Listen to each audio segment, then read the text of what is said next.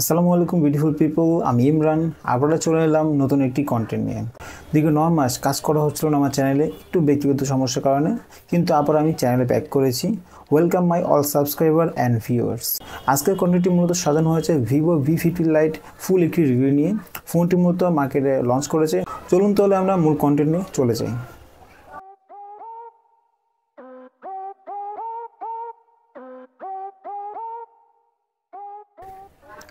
24 April Vivo officially তাদের নতুন একটি ডিভাইস লঞ্চ করলো, আর সেই ডিভাইসটি হচ্ছে ভিভো V50 লাইট। এই ফোনটি দেওয়া হচ্ছে 90 ওয়াটের ফ্ল্যাশ চার্জার সমৃদ্ধ 6500 অ্যাম্পের একটি blue bolt battery for better image experience. ফোনটিতে এবার দেওয়া হয়েছে সনি IMX এর 882 সেন্সর। এই ফোনটি মার্কেটে দুটি ভেরিয়েন্টে পাওয়া যাবে, 8GB 128GB, 8GB 256GB। যদি আপনি 8GB 128GB ভেরিয়েন্টে ফোনটি নেন, সেক্ষেত্রে পেয়ে যাবেন B10 এর একটি নিকব্যান্ড। পাশাপাশি যদি আপনি 8GB 256GB নেন, সেক্ষেত্রে পেয়ে যাচ্ছেন L18 একটি TWS। ফোনটি হাতে নেওয়ার পর ফোনটির ডিজাইন নিয়ে কিছু না বলে নয়, ভিভো V40 লাইট থেকে V50 লাইটের ডিজাইনে কিছু চেঞ্জেস লক্ষ্য করেছি। পাশাপাশি ফোনে যে ক্যামেরা মডিউলটা আছে, এই রিংটা কিন্তু মেটাল ফ্রেম ইউজ করা হয়েছে। পাশাপাশি ব্যাক প্যানেলটা দেওয়া হয়েছে আপনার ফাইবার ম্যাটেরিয়ালস, যেখানে কিন্তু গ্লাস ম্যাটেরিয়ালস দিলে একটু প্রিমিয়াম লাগতো। আর পাশাপাশি ফোনে যে সাইড ফ্রেম দেখতে পাচ্ছেন, সেই সাইড ফ্রেম কিন্তু ফাইবার ফ্রেম ইউজ করা হয়েছে, যেখানে অ্যালো দিলে একটু প্রিমিয়াম হতো। সো ফোনটা একটু শক্তপোক্ত মনে হতো। সেক্ষেত্রে আমার কাছে মনে হচ্ছে কোম্পানি একটু চিপ ম্যাটেরিয়ালস ইউজ করেছে, বাট কোম্পানি কিন্তু এই চিপ ম্যাটেরিয়ালস যদি ইউজ করে থাকে, তারপর কিন্তু ফোনের আউটলুক পাশে ফোনের বিল্ড কোয়ালিটি ডিজাইন দিয়ে কিন্তু এর প্রিমিয়ামনেস আরও কিছু বাড়িয়ে দিয়েছে। কারণ ফোনে সাইড ফ্রেমটা কিন্তু হাই গ্লস মেটালিক একটা ফ্রেমের ভাইব দিয়েছে, বাট মেটালিক না, তাও একটা মেটালিক ফোনের ভাইব দেওয়ার চেষ্টা করেছে।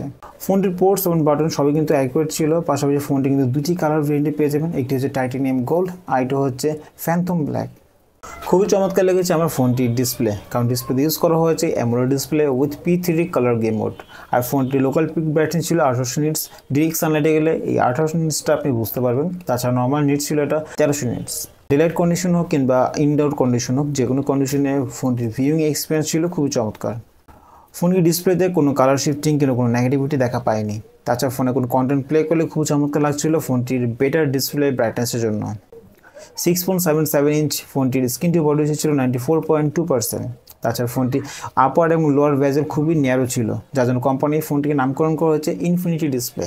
ফোনটিতে PPI ছিল 387 এবং রেজলিউশন ছিল 2392x1080। আমার কাছে ফোনটির ডিসপ্লেটি খুবই কমফোর্টেবল লেগেছে। পাশে ফোনটির টাচ রেসপন্স যথেষ্ট বেটার ছিল, যেহেতু 120 একটা রিফ্রেশার দেওয়া হয়েছে ফোনটিতে। একজন smartphone user premium Outlook premium ডিজাইনের পর কিন্তু এটা বেটার পারফরমেন্সের ফোন খুঁজে। স্বাভাবিকভাবে আপনি এই ফোনতে কিন্তু ওরকম প্রিমিয়াম একটা পারফরমেন্স পাবেন না, বাট স্টেবল একটা পারফরমেন্স পেয়ে যাবেন, যেখানে এই প্রাইস সেগমেন্টে অন্যান্য ব্র্যান্ড কিন্তু এর চেয়ে বেটার প্রসেসর দিচ্ছে। বাট কোম্পানি কিন্তু এখানে V50 লাইটে কিন্তু 685 প্রসেসরে পড়ে আছে, যেখানে কোম্পানি আরেকটু প্রসেসরের দিকে নজর দেওয়া দরকার ছিল। কারণ স্মার্টফোন ইউজার কিন্তু বেটার আউটলুকের পাশাপাশি একটু ভালো প্রসেসর দাবি করতে পারে। সো তাদের ডিমান্ডটা কিন্তু একটু দেখা দরকার। আপনি যদি ফোনটাকে নর্মাল ইউজ করেন, পাশাপাশি হেভি কোনো অ্যাপস না ইউজ করে থাকেন, পাশাপাশি বড় কোনো এডিটিং অ্যাপস, পাশাপাশি হেভি গ্রাফিক্সে কোনো গেম না খেলে থাকেন, সেক্ষেত্রে ফোনটা কিন্তু আপনার জন্য বলতে পারি। এর মানে এই না যে স্ন্যাপড্রাগনের 685 বাজেটের প্রসেসর, 685 যথেষ্ট ভালো একটা প্রসেসর, বাট এই প্রাইস সেগমেন্টে একটু বেমানান হয়ে যায়। একটু বেটার প্রসেসর কোম্পানি এখানে দেওয়া দরকার ছিল। 685 প্রসেসর দিয়ে ডে টু ডে ইউজ করার ক্ষেত্রে আশা কোনো প্রায় দেবে না, সুন্দর একটা পারফরমেন্স আপনার প্রোভাইড করবে। ভিভোর ইউজার ইন্টারফেস অনেকটা লাইট এবং খুবই স্মুথ, যার জন্য অপটিমাইজেশন খুবই ভালো ছিল। আমি ইউজ করার সময় ফোনের ল্যাগ স্লো ডিলে দেখা পাইনি, খুব স্মুথভাবে ফোনটা অপারেট করেছি আমি। আর এই ফোনটাতে রোম ভেরিয়েন্ট হিসেবে থাকছে UFS 2.2। প্রথমে বলেছি আমি ফোনটাতে দেওয়া হচ্ছে দুটি Rome variant, 128GB 256GB। 8GB সাথে এই কম্বিনেশনটা থাকবে। এবার যদি আমরা ফোনটির ক্যামেরা প্যাডে চলে আসি, ভিভো V50 লাইট ফোনটিতে ইউজ করা হচ্ছে সনির IMX এর 882 sensor for detail image, for natural image and stable video. এটা আমি বলছি না, কিন্তু এটা কিন্তু কোম্পানি বলছে। ফোনটিতে সনির IMX 882 সেন্সর ইউজ করার কারণে এগুলো ইমপ্রুভ পাবেন ফোনটি ক্যামেরাতে। ফোনটির পেছনে দেওয়া হয়েছে সনির IMX 882 সেন্সরযুক্ত 50 মেগাপিক্সেল মেন ক্যামেরা এবং 2 মেগাপিক্সেল বোকে ক্যামেরা। এর নিচে থাকছে অরা লাইট। দিনের বেলা ফোনটিতে যে কয়টি ছবি তোলা হয়েছিল, ছবি ডিটেল খুবই চমৎকার ছিল, কালার টোনগুলো অনেক ন্যাচারাল দিচ্ছিল। তাছাড়া HDR মোড না থাকা সত্ত্বেও ফোনটি ডাইনামিক রেঞ্জে খুব চমৎকার রেজাল্ট করছিল। খেয়াল করে দেখলাম V40 লাইট তুলনায় V50 লাইটের ক্যামেরা ডিটেলস কিন্তু অনেকটা এগিয়ে ছিল। পিক ব্রাইটনেস বেশি হওয়ার কারণে দিনের বেলা আউটডোরে ছবি তোলার সময় তেমন একটা প্যারা খেতে হয়নি আমার। আশা করি সবারই এই ফোনটি ক্যামেরা যথেষ্ট ভালো লাগবে।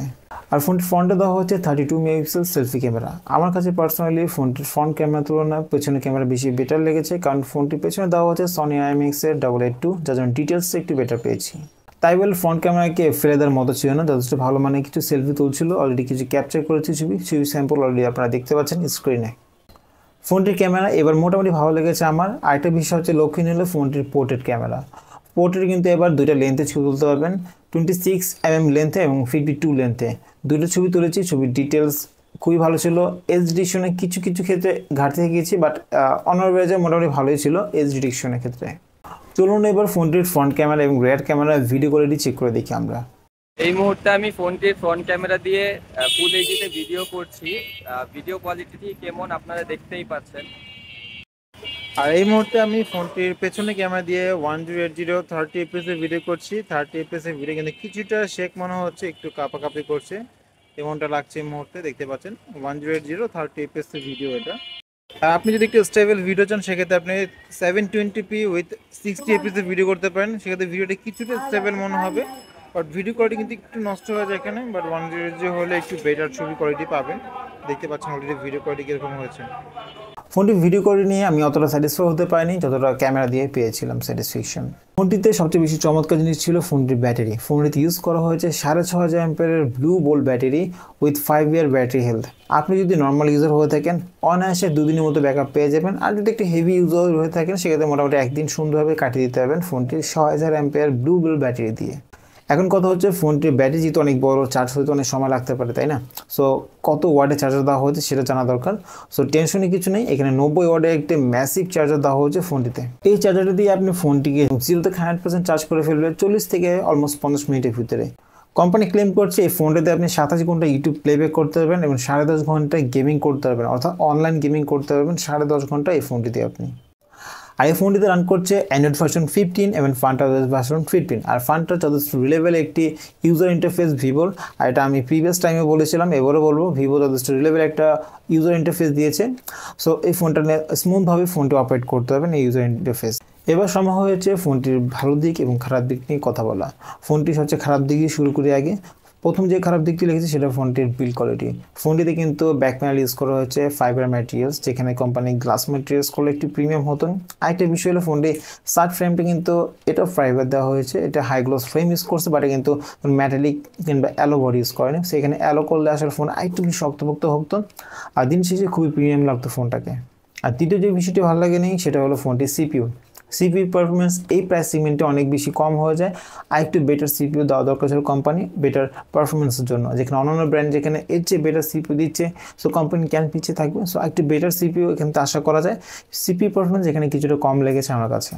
ফোনটির সবচেয়ে ভালো দিক ছিল ফোনটির ব্যাটারি ব্যাকআপ। দিন শেষে একটা স্মার্টফোন ইউজার কিন্তু ভালো একটা ব্যাটারি ব্যাকআপ প্রয়োজন, আর ব্যাটারি ব্যাকআপ পাশাপাশি একটু দ্রুত চার্জ করে নিয়ে তার সময়টা বাঁচিয়ে দেওয়াটা প্রয়োজন। সো ফোনটাতে কিন্তু এবার কোম্পানি 6500 অ্যাম্পিয়ার একটি ব্লু বোল্ট ব্যাটারি ইউজ করেছে, যেটা সেমি সলিড ব্যাটারি কোম্পানি আসলে ডিমান্ড করছে। সো এই ব্যাটারি ব্যাকআপ মোটামুটি ভালোই পেয়ে যাবেন। ডে লং ইউজ করলে একদিন সুন্দরভাবে ব্যাকআপ দিয়ে দেবে এবং চার্জ কিন্তু দ্রুত করে দেবে।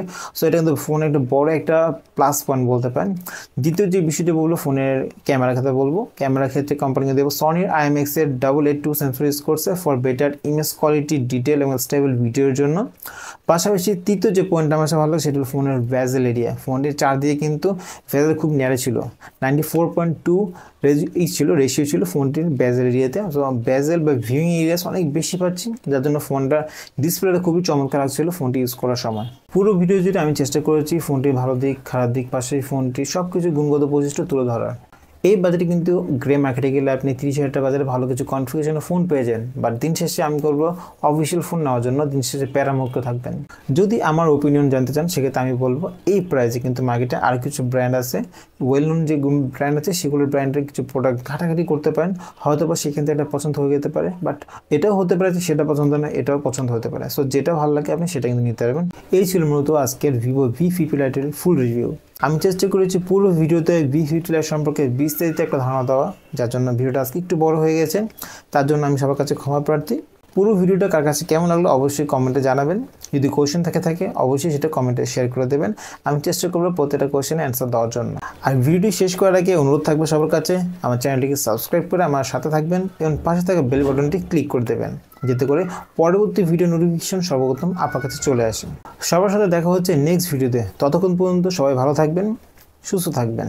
আমি Imran from world of tech lovers.